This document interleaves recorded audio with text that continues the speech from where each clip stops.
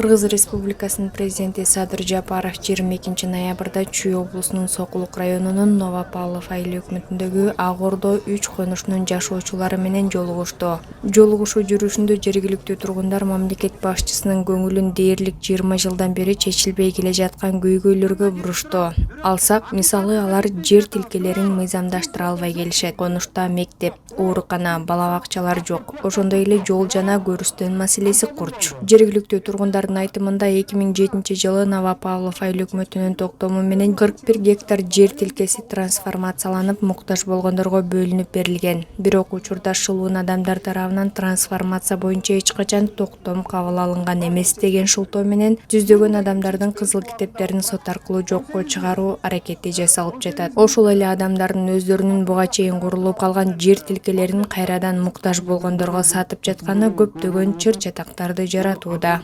Кимде ким эгерде коррупцияга аралашып, ошо коррупция ошол жерден акча жейин деп мына райондун жетекчилери көбүнчө кылган экен. Госрегистр кылган экен, кадастр, архитектор мына ушулардын баары. Акимдер дагы аралашып кеткен мурдакы. Ошонун бардыгына иш териштирүү иштери жүрөт. Жүрүп, анан сотко барат, сотто жетип, сотто маселеңер чечилет. Бердиңби 13 жыл мурун ушуну үй салып ал деп жерди. Документин дагы кошо бер. 1 жыл айланбай документин бер. А бербесең анда жазага тартыл. Анда мыйзамсыз бердиңби? Анда значит жазага тартылыш керек. А элди кыйнабай паспорту менен кызыл китебин бергиле тех паспорту менен. Аталган конуштун тургундары ошондой эле конушту Бишкек шаарынын аймагына киргизүүнү, кошумча маршруттук линияларды ачууну, милициянын аймактык тескөөчүлөрүнүн штаттык санын көбөйтүүнү жана кылмыштуулукка каршы күрөшүүнү жакшыртуу үчүн аларга имарат бөлүп берүү маселесин чечүүнү суранышты. Бул жерге эмдиги жылдан баштап Кудай буйрса 3,5 миң окуучулук мектеп түшөт, 3 бала бакча түшөт. Аны биз көзөмөлгө алып салдырып беребиз. Анткени 1 жыл 1,5 жылда мектеп бүтөт, бала бакча дагы бүтөт. Маршрут боюнча, шаарга каттаган боюнча 1,5 миң автобус алып берели деп атабыз шаардын ичине. Ошондо маршруттар бошойт, өзүлөр эле келет силер тарапка, өзүлөр эле. Мүрзөлөр боюнча, мына губернатор 1 айдын ичинде чечип бересиз. Эң көп болсо 1 ай. Мисалы, түз жерден жокпу бул жерден.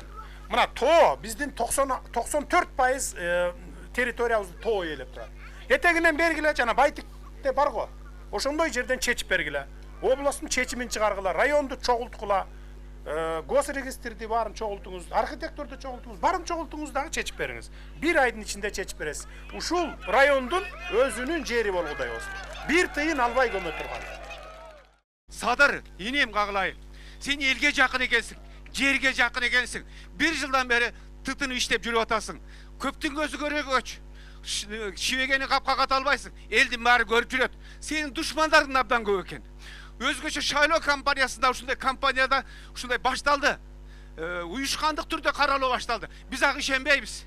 Себеп дегенде мында элдин мурда чоңдор келгенде дайындалып туруп, сен сүйлөйсүң, бул сүйлөбөйт деп турган чакырчы. Мына сени кагылып кетейин. Элди бөлбөй, ак карага бөлбөй, бардыгын алып келип, бет маңдай келип атканды дала жолу көрүп, ыраазы болуп атабыз кагылайын. Жана аксакал башында чыгып туура айтып кетти.